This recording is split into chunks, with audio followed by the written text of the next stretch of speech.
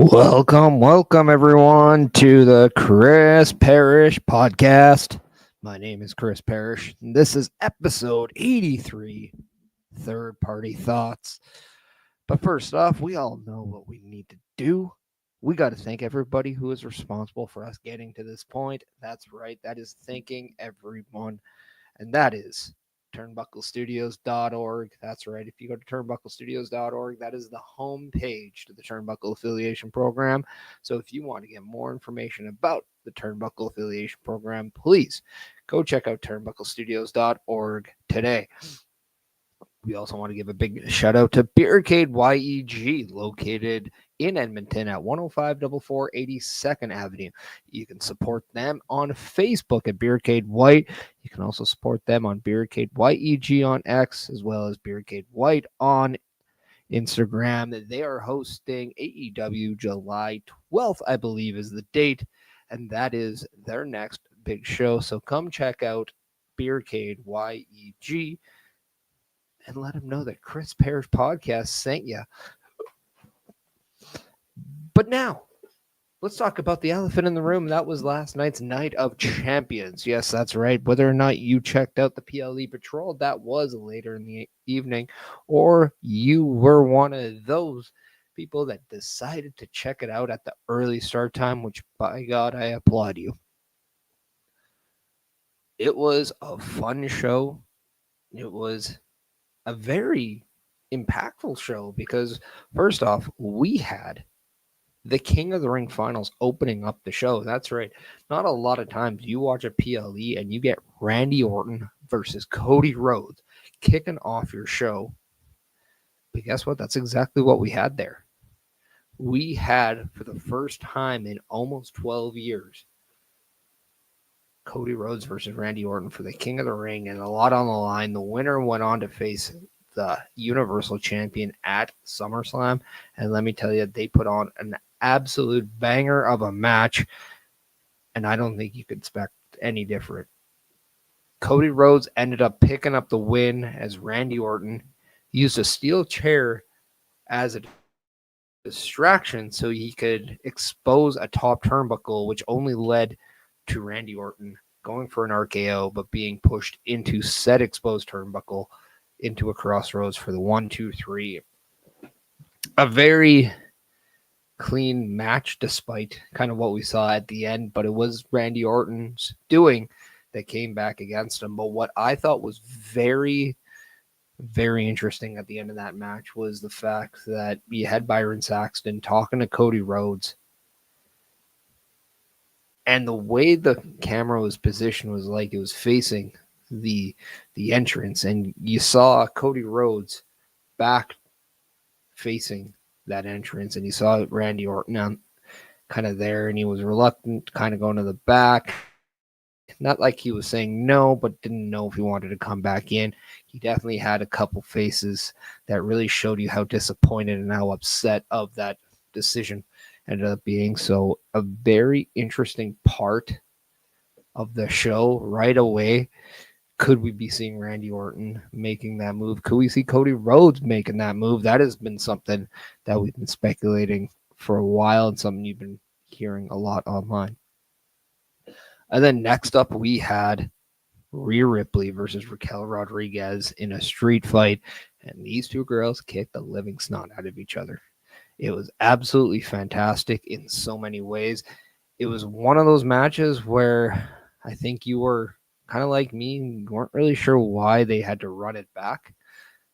I think we might be a little bit tired of seeing Rhea Ripley versus the Judgment Day, but that's exactly what we got. And let me tell you, these two girls absolutely just beat each other up. And I don't know if they can have a bad match, and I think that's why they're there. But nonetheless, Rhea Ripley wins with the Avalanche Riptide. That was off the top rope, but a table was set up on the top rope, so they went off that. Roxanne Perez did get involved, but it was to no prevail for Raquel. So something to see there. I think this was more to help elevate Rhea into a title contention, and then also to identify now that Raquel and Roxanne will probably move forward as your new tag team champions in some way, shape, or form. We then went to Karrion Kross and Sami Zayn. And this was a match that was absolutely fantastic. I think a lot of people probably could go either way of who they wanted to see win. But I think at the end of the day, we got Karrion Kross on a PLE for the first time since WrestleMania 40. And what I loved about this match was just how much Karrion Kross got to showcase himself. Sami Zayn always looking like $1,000,000. I think Sami Zayn is one of the best in-ring performers that we've ever seen in the WWE. But to see Karrion Kross finally be on a PLE, finally showcase to the world what he can do, seeing that entrance live once again, one of the best in the game today, and I hope to see Karrion Kross do more in the future, just like I think everyone else will. Sami Zayn did pick up the win after a haluva kick that, let's just say, he got all of it, and it was obvious. So Sami Zayn picked up that win, and it's going to be very interesting to see what drives both men now as early as tomorrow for Monday Night Raw. Which, by the way, yes, it is an early start time, but the Raw Patrol will be on its regular time. The beauty about Netflix is you can watch it whenever you want, and we know staying true to the schedule means a lot. So the Raw Patrol will stay at the same time. Yes, it will be it will be past the original airing. So again, just ask. No spoilers in the chat. It's just that fun talking about the show.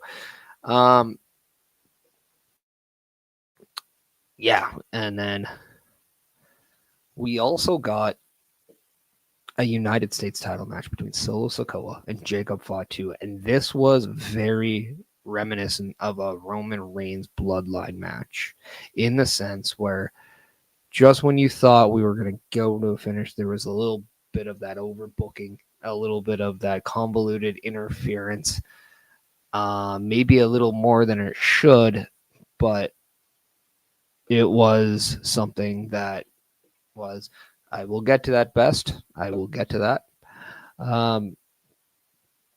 So we ended up seeing basically Jacob Fatu and Solo Sikoa have a great match. Then we saw JC Mateo come in. That then led to a distraction only for a returning Tonga Loa to come in and get involved into the match. So great to see Tonga Loa back. He definitely went true and stayed with Solo Sikoa. But that wasn't enough. As Jacob Fatu was fighting through the whole thing, at one point getting and eliminating the threats that were JC Mateo and Tonga Loa, hitting that moonsault onto Solo Sikoa, but with the ref being distracted with JC Mateo being inside the ring, trying to get him out, we saw the debut on the main roster of who we know as Hikuleo. We have seen him at main event. He has made a main event debut. Now, it is believed that he will be going further as Tonga, Tala Tonga. So, kind of going to be intriguing to see kind of, how they do that. They never once said his actual name, and that's usually a sign to wait to the next show to see kind of how he's being introduced. Michael Cole was very kind of confused with how he was wording things, but I think he caught himself as he was trying to say who it was that, oh yeah, I'm probably not supposed to say the name just quite yet.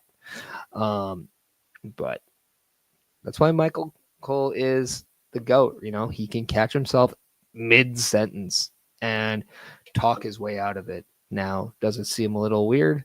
Yeah, but it's Michael Cole. He does that to himself once in a while, and we kind of just said, it's Michael Cole.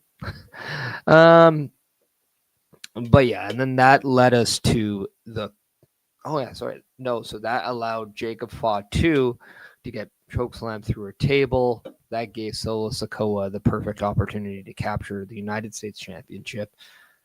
A lot of people are unhappy. They wanted to see Jacob Fatu have a longer reign. I think either way, you're going to see this continue, and it's only going to help propel Jacob Fatu into having more of a badass streak, wanting to run through every single one.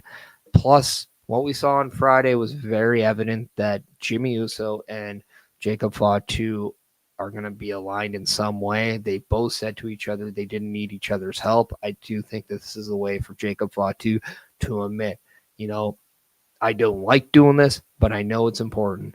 I need you. I need you to fight by my side. I'm just asking for that help. I think it goes a long way to help kind of identify with Jacob Fatu even more. And I think it's very relatable just for human beings to be very stubborn and try to fight their own battles, not knowing when to ask for help. And I think this is going to be one of those signs where it doesn't matter how strong you are on the exterior. Sometimes you just need that help, and it's always okay to ask. And I think that's kind of the story that we're going here. Then we went to the Queen of the Ring finals where we saw Asuka go up against Jade Cargill for the first time ever. And this match was very intriguing in the sense of we saw the speed, we saw the technician, we saw that ground game from Asuka. That was her strength, and she really played a part in that. Anytime we saw Jade get the up, it almost seemed like she used her power all the time. But as soon as she got that, it always seemed like she was being worn down a little by all these submission attempts by Asuka. However, it was the power game from Jade Cargill that played dividends because you can get slammed so many times before that starts wearing on you. And Jade Cargill did pick up the win. She did pin Asuka for the 1, 2, 3. She has become your 2025 Queen of the Ring champion. She will go on to face, presumably right now, Tiffany Stratton at SummerSlam for the Women's Championship. So that's going to be very intriguing because we all know the person who attacked her, Naomi, is Mrs. Money in the Bank. I'm calling her Mrs. because she legally has that ring on that hand. Then we went to the main event, John Cena and CM Punk were best. I did watch this match. I got to see it. And this match was a very big throwback to matches they've done in the past. Whether it was CM Punk mimicking his exact entrance from Money in the Bank, or it was other spots in this match where you can definitely tell that they played to their history. The only thing I wish I saw in this match was a pile driver from Punk onto Cena. That is all I wanted to see. It was billed as the last time ever, and I still honestly stay true to that. I will get to that phrase after I finish this. But yeah, a great match. And then just when we had a little bit of a mishap with John Cena going for the shoulder tackle, like he does in his 5 moves of noon, rather,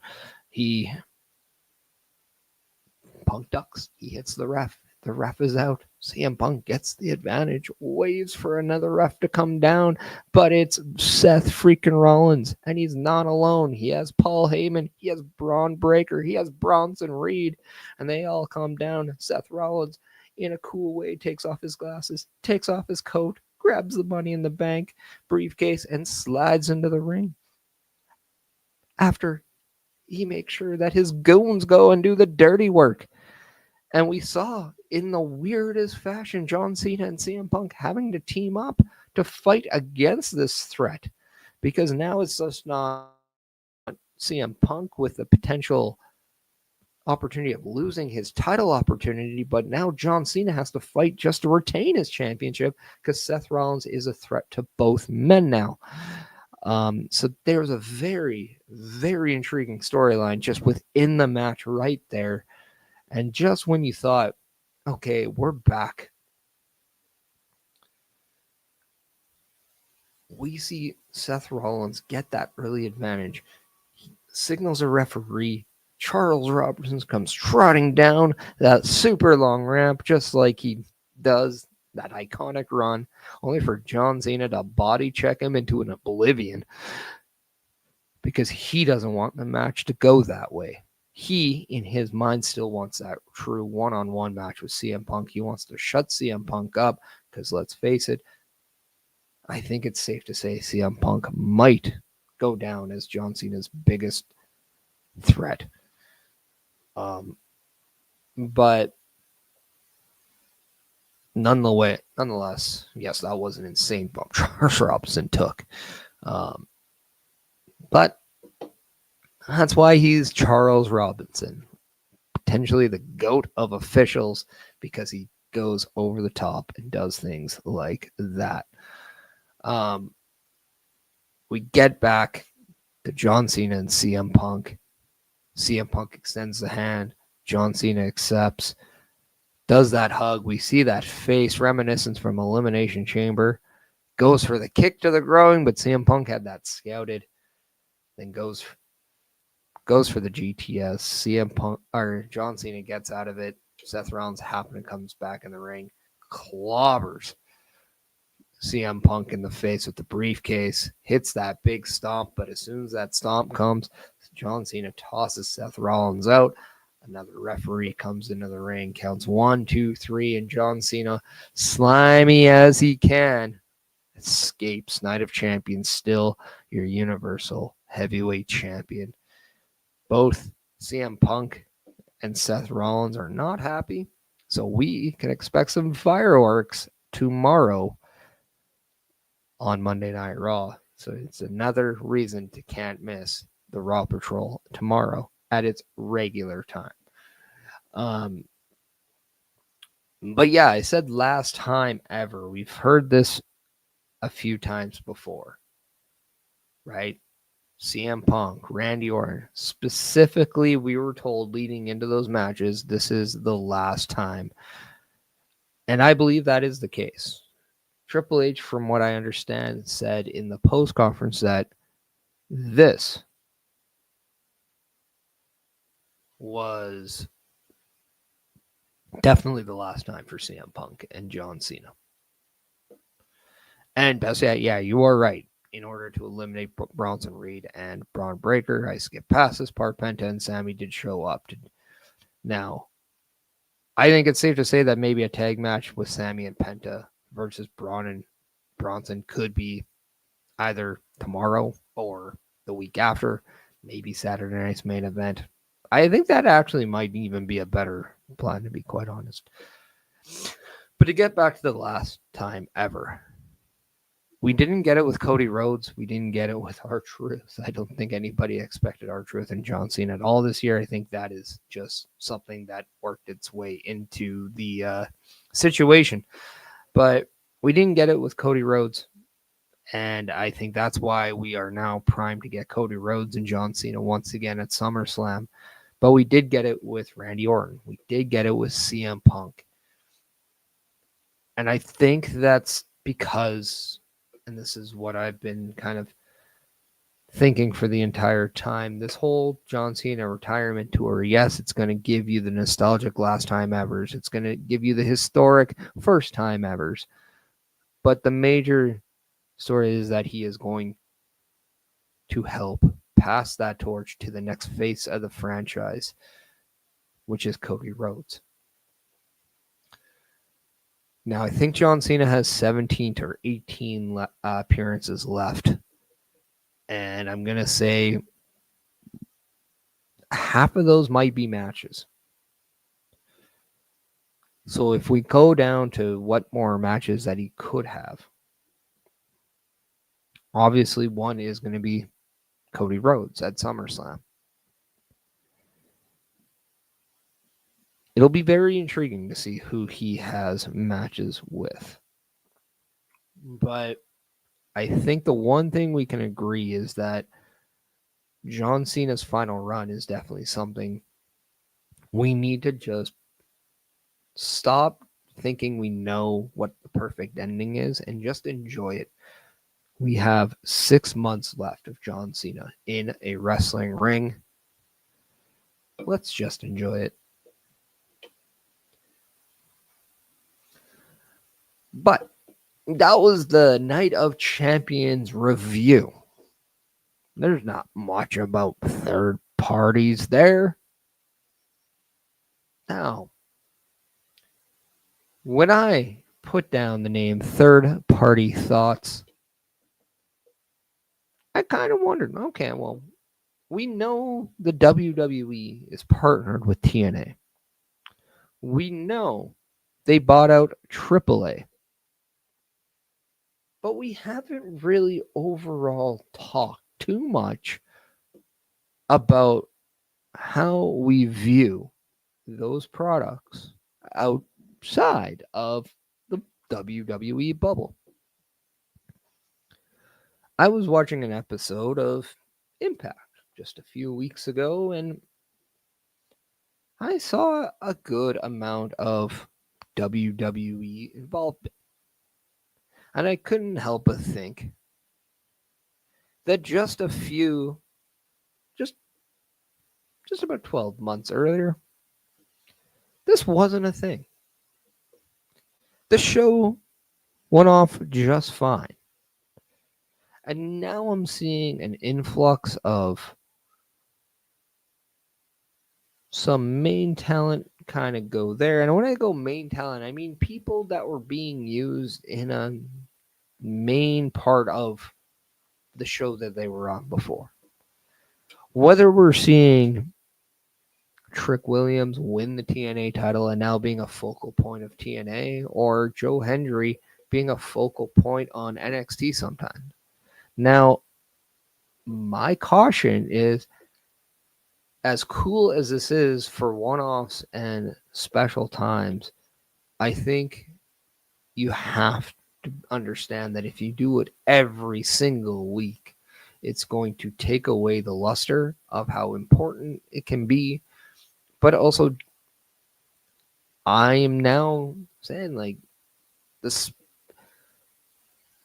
it's not the same TNA if all I'm seeing is occasional NXT people always running it. I'm losing that time to watch TNA talent because they're opening up this time for NXT and some NXT storylines to happen. Because sometimes I want to see more just basic in-house stuff, right? Like, I want to see more specialty type stuff, not storylines that are always being convoluted with another promotion. Now, I can understand with the acquisition of AAA, we're going to see that. We're going to see AAA meets WWE on a lot of the big shows now. And also, a huge congratulations to Los Garza for winning the AAA Tag Team Championships. Also, big congratulations to Gigi Ray for becoming the ROW, Women's Champion.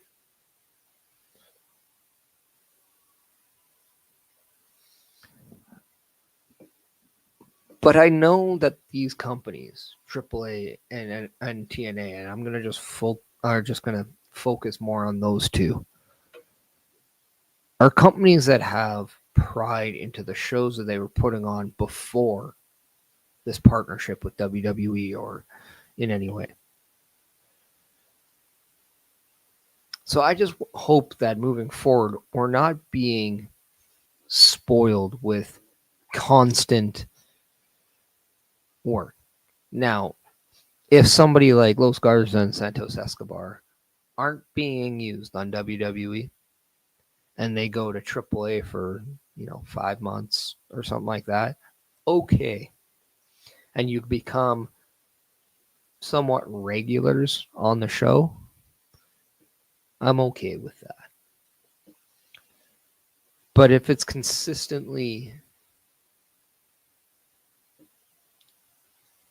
every week you're doing one-offs just for the sake of, oh my God, shock values. I think you're overdoing it, and I think there's a time and place for that, and it's not every single week. Don't get me wrong. I love the fact that the usage of talent onto the other brands is great, and I don't hate it. I love it, but I also want to see the principle of TNA being TNA. I want to see AAA being AAA. I want to see NXT and Raw and SmackDown be NXT, Raw and SmackDown. If we're going to do a draft after SummerSlam, I really, really would like to see a creative picture being placed with the addition of AAA. And I also like to see something more concrete with the TNA partnership. Just from that end.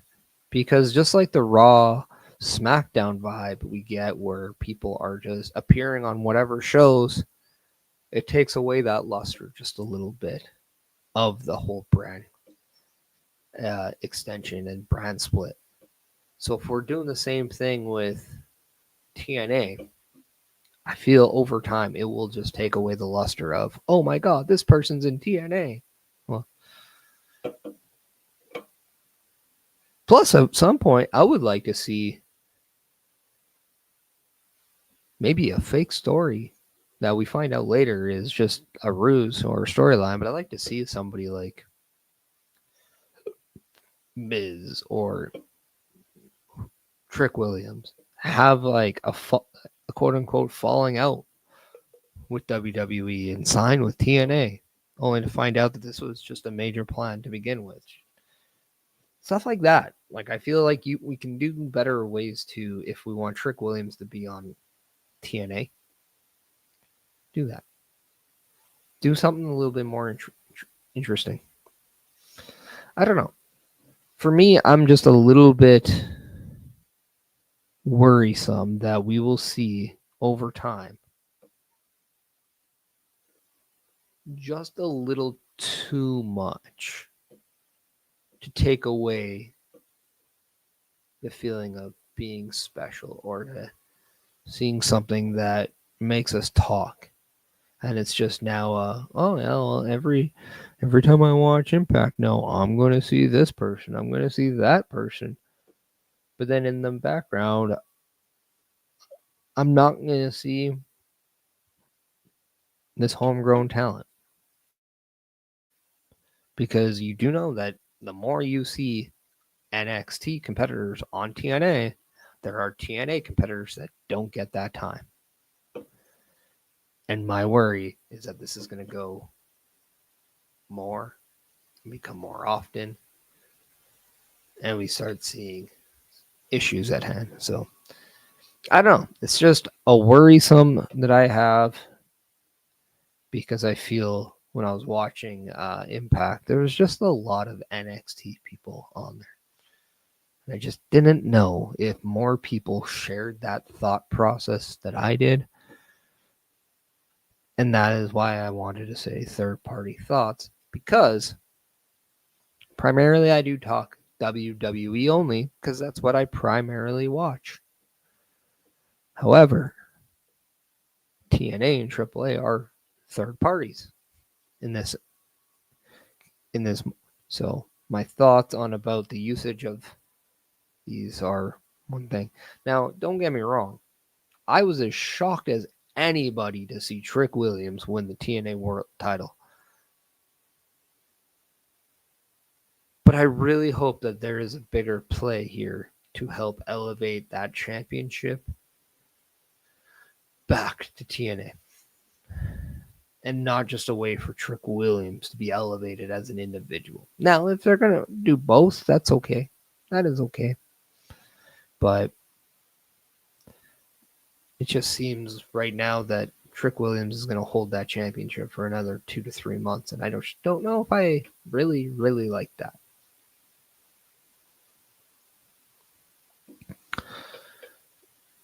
And Beth's coming in saying, I'm fine with one or two talents from WWE showing up on other product, but not when it feels like every match. And that's my worry. Not that I'm going to say it's going to happen, but with the amount of overbooking we've seen in matches in the last little while, whether it's Bloodline, whether it's championship matches. I mean, we can all be honest that there is a little bit of overbooking in the finishes of some matches last night at Night of Champions, whether it was that John Cena CM Punk or the Solo versus Jacob as prime examples. We just saw a little too much. Plus, I think if you really want to be a stickler, what was the point of Roxanne Perez getting involved in the match with Rhea Ripley and Raquel if she's really not helping Raquel? So a little bit of that, and I just feel that's going to transfer over to other areas because I just don't want to see the TNA and WWE partnership fail the way, in my eyes, the AEW Impact one did. And then I'm very intrigued to see where we go with AAA. I think there's a lot of excitement for some of their talents. For prime example, Mr. Iguana. But since Worlds Collide, what have you seen from him? Absolutely nothing. So I'm very confused about this momentum swing. Because if you're going to put Mr. Iguana merchandise on WWE Shop, why can't you have him have a random NXT appearance? Why can't we see some AAA involvement in TNA?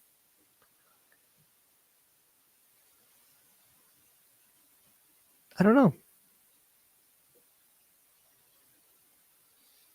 But this is my worry, is that we will see some of these third parties maybe, just maybe, not get the best part of the deal. And that is maybe my worry. I don't know. Just something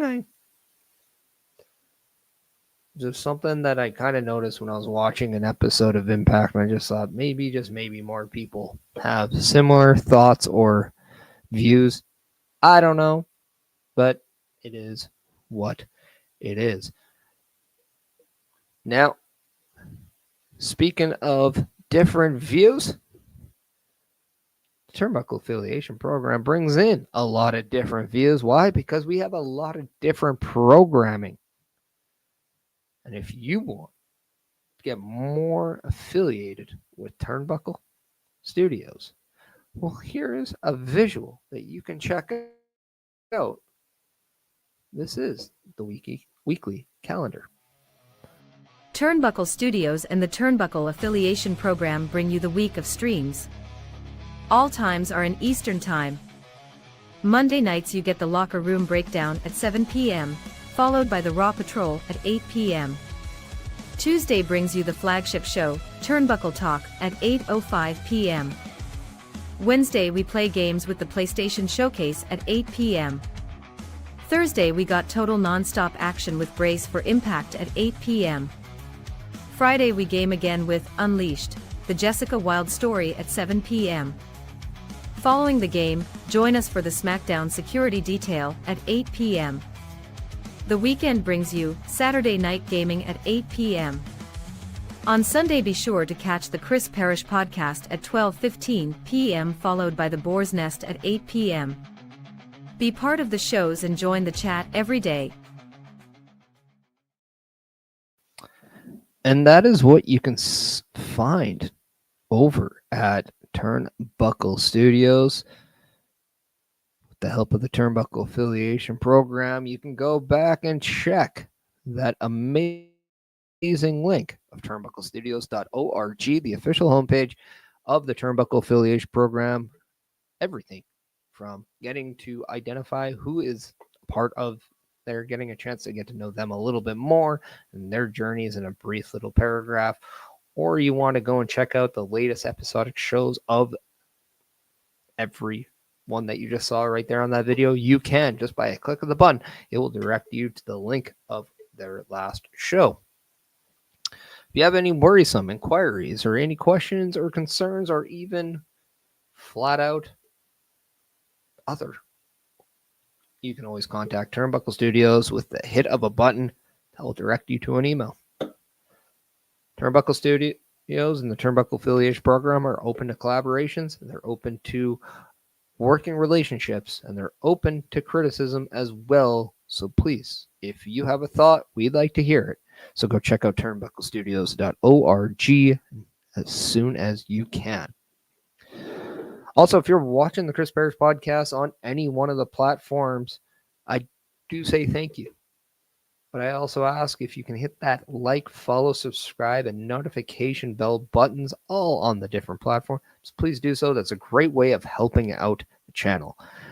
If you're someone that likes to go to Spotify to watch the Chris Parrish podcast, I'd ask you if you can go and rate the show. If you can give it 5 stars, that does help the show grow. I appreciate it. It definitely does not take very long, but it does such a big thing for the channel. Well, I know just from a content creator standpoint that a lot of people view and don't leave a follow. They don't leave a like. It does not take very long. If you like and enjoy what you watch, why wouldn't you help support it? That is one of the biggest struggles for content creators. But at the same time, it's something that does help every single one. So if you can, please go and do that. It would be highly appreciative. Now, usually I do it at the end of the episode, but I'm going to do it a little bit more. There are 3 things that I'm going to show you guys. We did see that weekly video. What we will get on Tuesday in just a couple days is an additional one-off show. That's right, hosted by the Locker Room's own OMD. You can go and check out a hockey broadcast. That's right. On Tuesday, it is Canada Day. And yes, everyone a part of the Turnbuckle Affiliation Program is Canadian. So Canada does turn 158 years old. But also July 1 represents the NHL, National Hockey League's free agent period. Teams are able to sign people who had expiring contracts. We always see a frenzy of activity. So join OMD on Tuesday at about, I believe it's 1 or 2 p.m. Eastern Time with the free agent breakdown.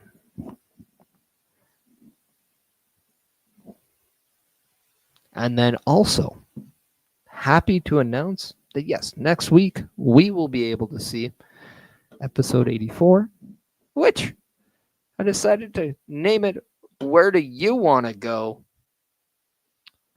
A spinoff to Cody Rhodes' What Do You Want to Talk About?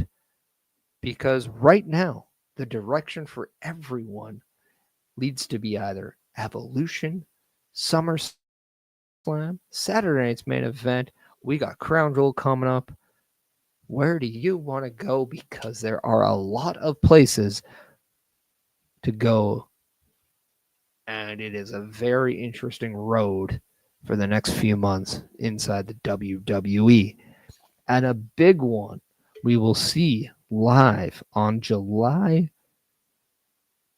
13th. That's right, the date of Evolution. But the morning of that, we will be sitting down with a very, very, very important person. Why? Because someone I've known for a very long time. In fact, she has been absolutely killing it from content creation. You can see her in a lot of articles that were put over multiple wrestling websites, newsletters, but we're going to sit down and we're going to talk Evolution with the one, the only Ella J, coming out July 13th. That will be episode 85. So make sure you want to check that out. If there's one thing that you know that I like to cover and whatnot, it is women's wrestling. It is a phenomenal scene. So I'm going to sit back and talk with someone who's also a very big supporter of the female wrestling world and the division, and that is Ella J. And we're going to hype up and talk and predict a little bit about Evolution, that all women's PLE, and that will be coming to you. It will be a pre-tape show that will be airing in 2 weeks' time, the morning of the day of Evolution. So definitely some big things coming up on the Chris Parrish podcast. I cannot wait, but that is something that I'm very excited to share with every single one of you. Now, there are a few things in this past week that I'm very excited for in terms of WWE and the direction. Now, the one thing, if you saw SmackDown and you're going to see Raw tomorrow, there's emphasis on the tag team titles. And I think that's a very positive sign.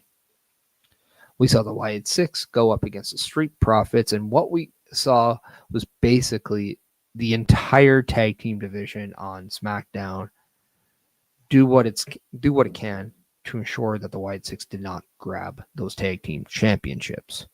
Whether it was DIY, whether it was the Motor City Machine Guns, whether it was Los Garza, or maybe it was even Andrade and Rey Fenix. That's right. Andrade and Rey Fenix tagged together to go up against DIY. And then on Monday, we have the New Day taking on JD McDonough and Finn Balor. We talked about the possibility of Bronson and Braun Breaker going up against Sammy and Penta. There's been a lot of emphasis on the tag team aspect as of late. And I think that is a warm addition, a welcomed addition to the product. Hopefully that translates into the women's tag team titles, and that picture can get resolved shortly.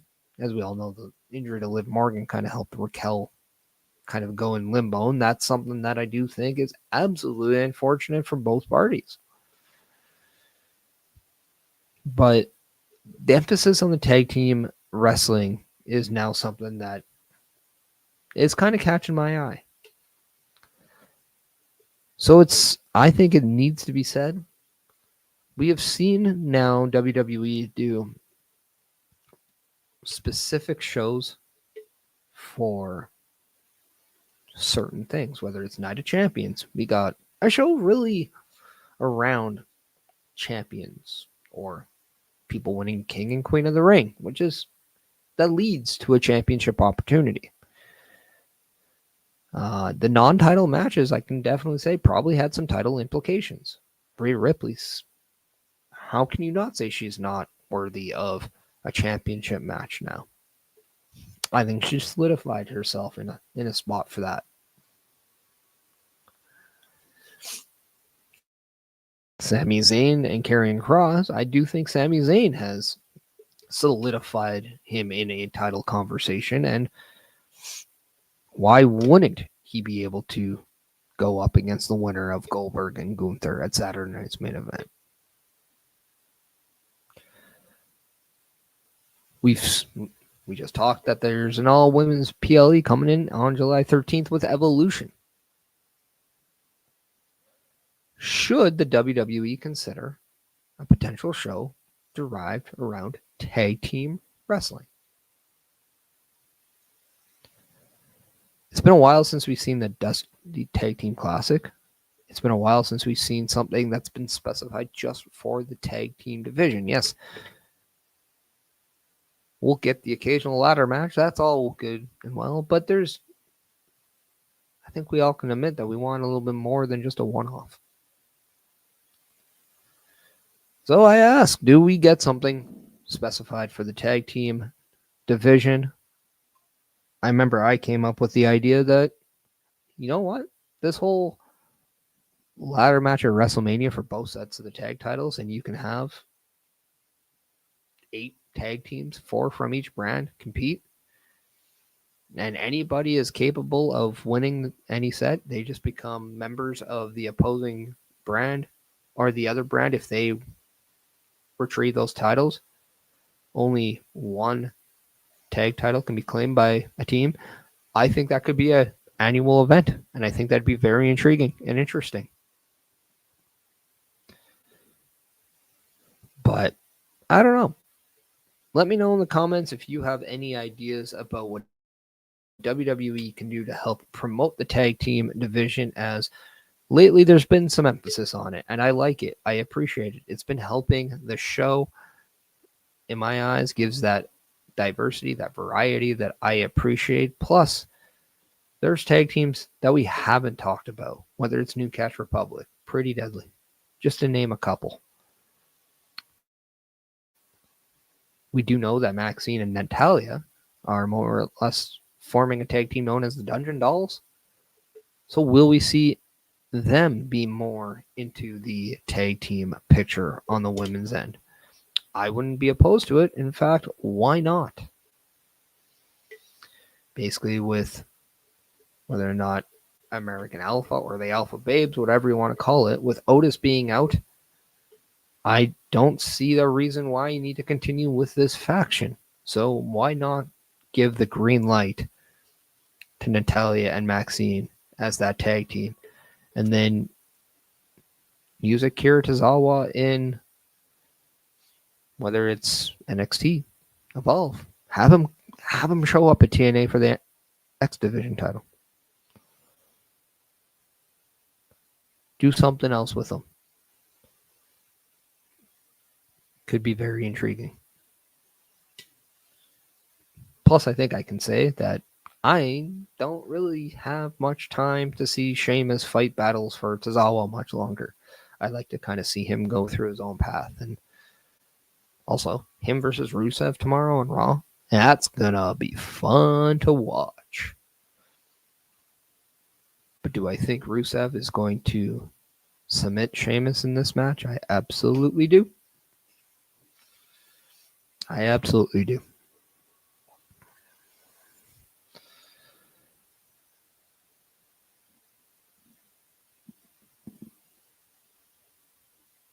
Best came in with the comment right before we played all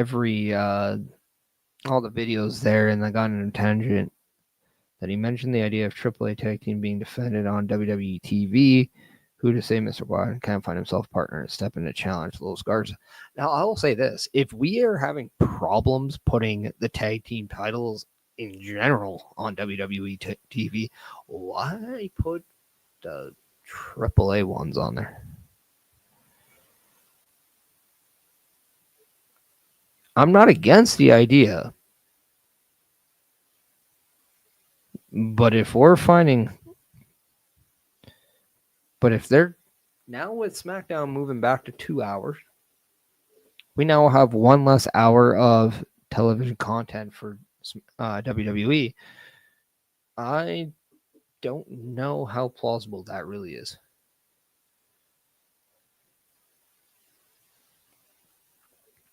Also, yes, on Friday, Michael Cole did announce that SmackDown will officially move back to 2 hours starting this upcoming Friday, the July 4th.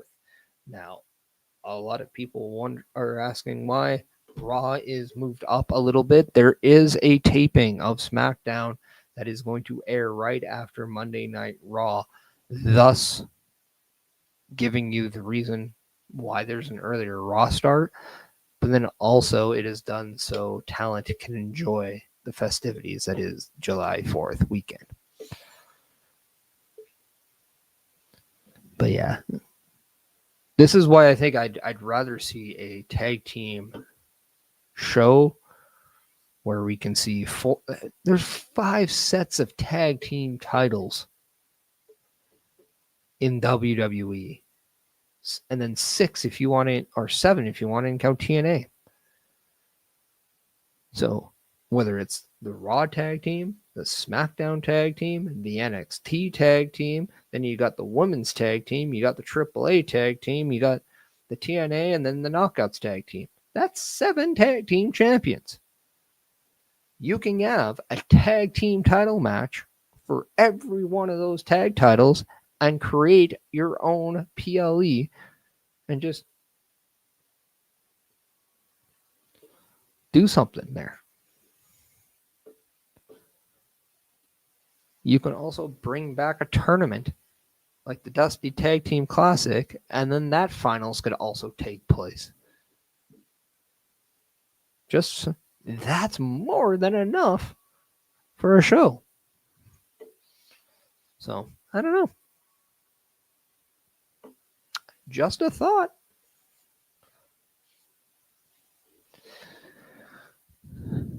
Just a third party thought. But at the end of the day, we got to go to bed. We got to say goodnight. Got to say goodbye. And I think that'll do it for episode 83, third party thoughts here on the Chris Parrish podcast. I want to let everybody know that if you want to help follow and support myself, you can go and check out my link tree that is right there on the bottom.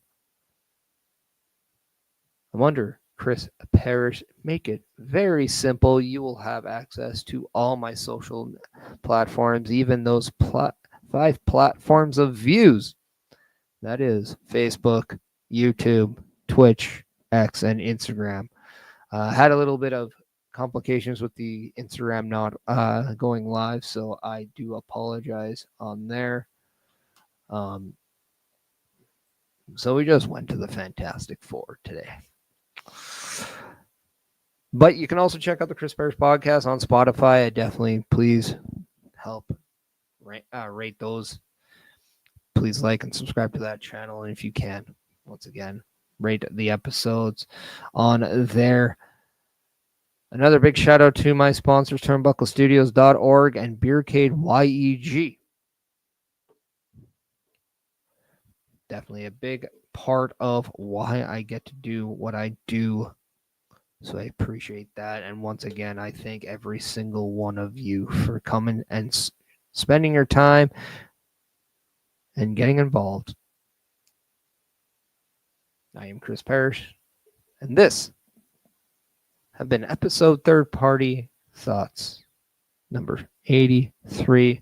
Just remember, be happy, be healthy, be yourself, because at the end of the day, you matter. We'll see you next week.